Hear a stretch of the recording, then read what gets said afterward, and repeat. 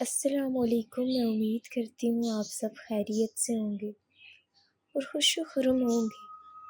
میری اللہ سے دعا ہے کہ اللہ آپ کو خوش رکھے اور آپ کی تمام پریشانیوں کو دور کرے، اور جو ہم میں ہمارے پیارے نہیں رہے ان کی مغفرت فرمائے۔ آج پھر نئی کہانی کے ساتھ آپ کی خدمت میں حاضر ہوں۔ چلتے ہیں کہانی کی طرف۔ کہانی کو آخر تک لازمی سنیے گا۔ وہ اپنی سہیلیوں کے ہمراہ دور سے آتی ہوئی دکھائی دی، کالج یونیفارم میں ملبوس، کتابیں سینے سے لگائے، بیگ کندھے پر لٹکائے، ہنستی مسکراتی۔ وہ روزانہ چھٹی کے وقت اس راستے سے گزرتی اور میں روز اس جگہ اس کا انتظار کرتا رہتا تھا۔ نہ جانے کیا نام ہے اس کا، مگر وہ اس قدر خوبصورت ہے کہ بس جب میں نے اس کو پہلی مرتبہ دیکھا تو دیکھتا ہی رہ گیا۔ ایسا نہیں ہے کہ میرے علاقے میں، میری قوم میں خوبصورت عورتوں کی کمی ہے، مگر دل جس پر آ جائے، اور میرا دل اس پر پوری طرح آ چکا تھا۔ باتیں کرتے کرتے اس نے اچانک میری جانب دیکھا۔ میں آڑ میں ہو گیا، حالانکہ میں جانتا تھا میں جہاں ہوں وہ مجھ کو نہیں دیکھ پائے گی، مگر میں ہرگز نہیں چاہتا تھا کہ ابھی وہ مجھے دیکھے، میرے بارے میں کچھ بھی جانے۔ مجھے مناسب وقت کا انتظار تھا۔ امی، کہاں ہیں آپ؟ سب نے گھر میں داخل ہوتے ہی شور مچانا شروع کر دیا۔ کوثر ہاتھ پوچھتی ہوئی کچن سے نکل آئی۔ آ گئی میری بچی؟ جی ہاں، اب جلدی سے کھانا نکالیں، مجھے سخت بھوک لگی ہوئی ہے۔ امی، رات کو میری دوست فرح کی سالگرہ ہے۔ صبا نے کھانے کی میز پر اطلاع دی۔ صبا، میں نے تمہیں پہلے ہی بتایا تھا کہ تمہارے ابو تمہارا روز روز گھر سے نکلنا پسند نہیں کرتے۔ ابھی تو 2 دن پہلے ہی تو تمہارا سارا گروپ شاپنگ کرنے نکلا ہوا تھا، کوثر نے کہا۔ کیا امی؟ صبا نے حسب معمول منہ بنا لیا۔ سب لڑکیاں ہی ہیں، ساتھ جائیں گے، ساتھ آ جائیں گے۔ میں کچھ نہیں جانتی، کوثر نے صفائی میں کہا۔ اپنے ابو سے خود اجازت لے لینا، ان کو تمہارا نہ تو روز روز باہر جانا پسند ہے، نہ اتنی رات کو گھر واپس آنا۔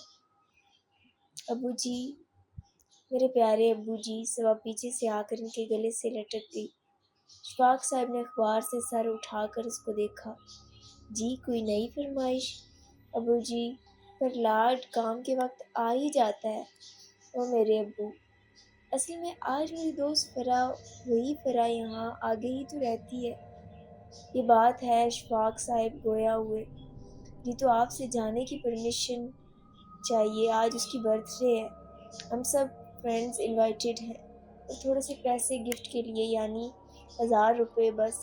سب نے بات ختم کی۔ اشفاق صاحب کوثر پر تو خوب گرجتے برستے تھے، مگر اکلوتی بیٹی کی ضد کے آگے ہار جاتے تھے۔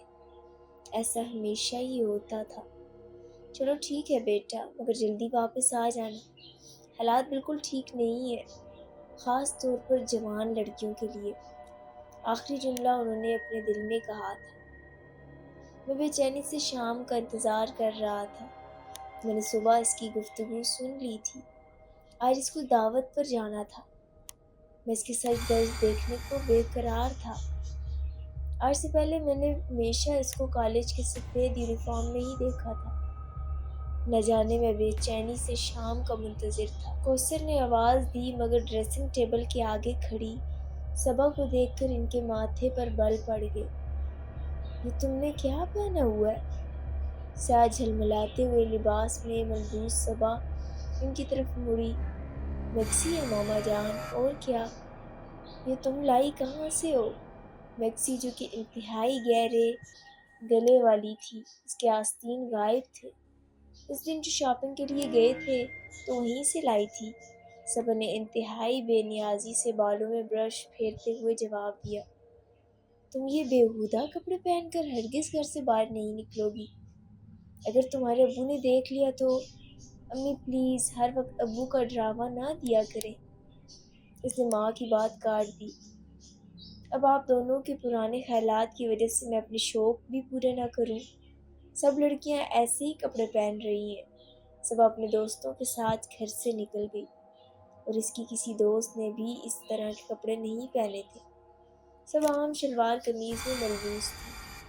کوثر ماتھے پر بال ڈالے اسے گھورتی رہ گئی، مگر ان کے بس میں کچھ نہیں تھا۔ صبا ان کی اکلوتی اولاد تھی۔ لاڈ پیار نے اس کو بے حد بگاڑ دیا تھا، اور یہ انہی کی بے جا حمایت تھی جس کی وجہ سے اشفاق بھی اس کو کچھ کہتے گھبراتے تھے۔ اپنی ساری جلاہٹ وہ کوثر پر نکالا کرتے تھے۔ شکر ہے اس وقت وہ گھر پر ہی نہیں تھے، ورنہ نہ جانے کیا ہوتا۔ کاش صبا جلدی گھر آ جائے اور اشفاق کی نظر پڑنے سے پہلے ہی کپڑے بدل لے۔ انہوں نے دل میں دعا کی۔ کوثر کی دعا آج قبول نہ ہوئی۔ صبا نہ صرف بہت دیر سے لوٹی بلکہ دروازہ بھی اشفاق صاحب نے ہی کھولا۔ صبا کو دیکھ کر مارے رنج کے وہ کچھ بول ہی نہ سکے۔ صبا کو تو کوئی لحاظ ہی نہیں تھا۔ ابو جانی سوری میں لیٹ ہو گئی بول کر وہ اٹھلاتی کمرے میں چلی گئی۔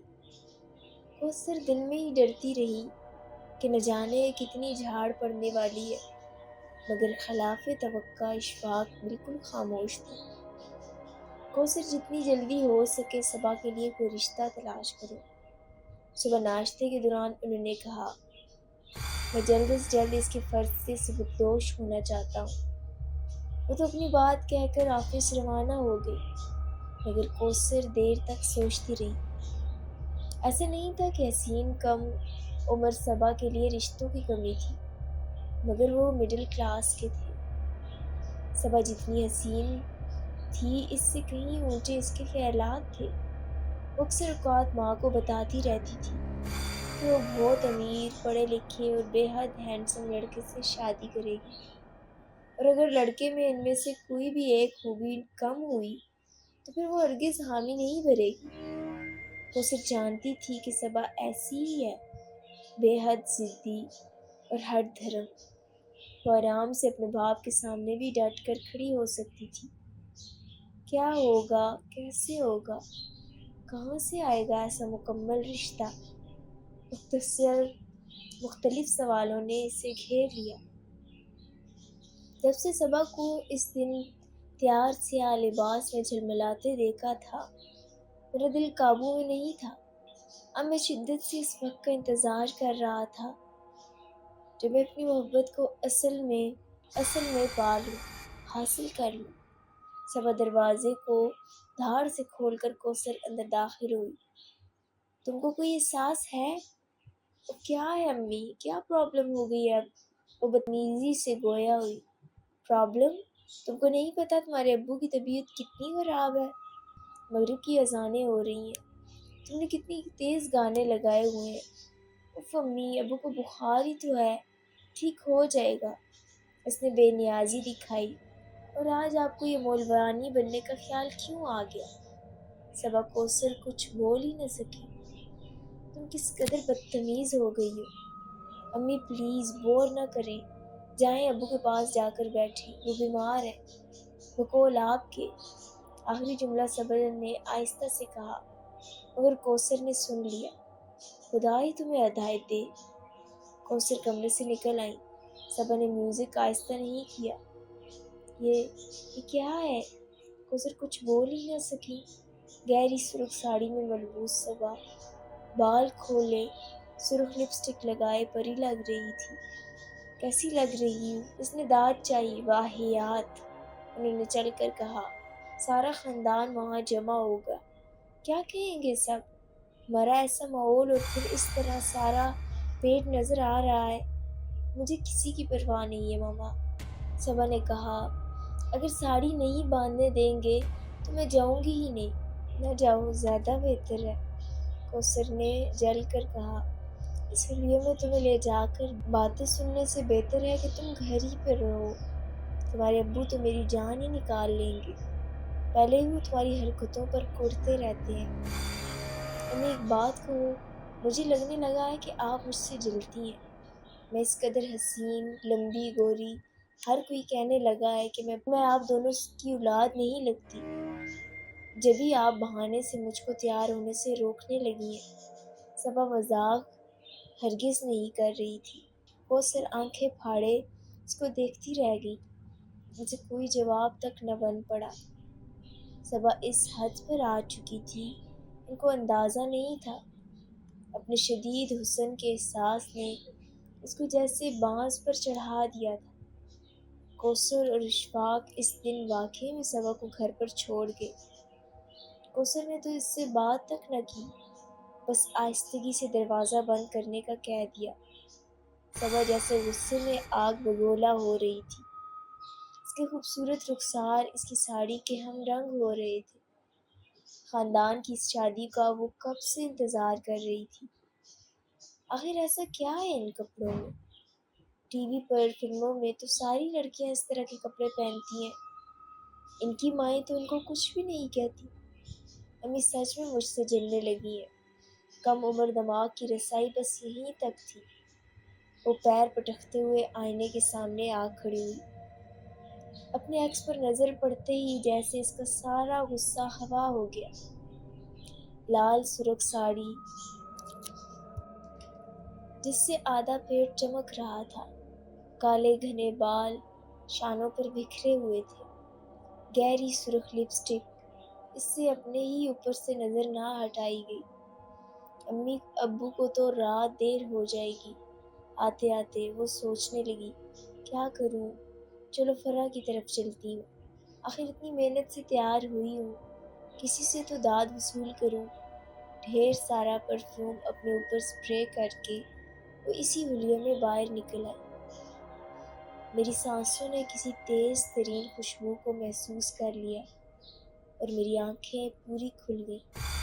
میں نے سامنے دیکھا، وہ بالکل وہی اکیلی تنہا اٹھلا کر چلتی، لمبے کھلے بال، کھلا آسمان، ستاروں تلے تیز خوشبو، سرخ رنگ۔ یہ تمام چیزیں مجھے کتنی متوجہ کرتی ہیں۔ وہ مجھے اپنی طرف کھینچ رہی تھی، دیوانہ کر رہی تھی، بے بس کر رہی تھی۔ بے ساختہ اس کی طرف جھکا، اور صبا کو نہ تو رات کے اندھیرے سے کوئی خوف محسوس ہو رہا تھا، نہ اپنے اکیلے پن سے۔ جوانی ویسے ہی بہت بے خوف ہوتی ہے۔ چند گلیوں کے پار ہی تو ہے فرح کا گھر، اس نے سوچا تھا۔ امی ابو کے آنے سے پہلے ہی لوٹ آؤں گی، اور اگر دیر ہو بھی گئی تو میری بلا سے، آخر کیوں چھوڑ کر گئے مجھے؟ بدتمیزی سے سوچتے ہوئے اچانک اس کی نظر راستے میں پڑتے پرانے برگد کے درخت پر پڑ گئی، اور اس کے گلے سے بھیانک چیخ برآمد ہوئی۔ میں نے اس کو آرام سے چند لمحوں میں اوپر کھینچ لیا۔ اس کے ساتھ کوئی رکاوٹ، کوئی حصار نہ تھا جو مجھے روک سکتا۔ پر اسرار میں اس کو اپنے ساتھ لے آیا، اس درخت پر، اپنی دنیا میں، اس قدیم پر اسرار برگد کے درخت پر، جہاں میرا گھر ہے۔ اس کی ہر شاخ پر کوئی نہ کوئی آباد ہے، میرے خاندان کا، میری قوم کا۔ اب آپ سمجھے کہ میں کون ہوں۔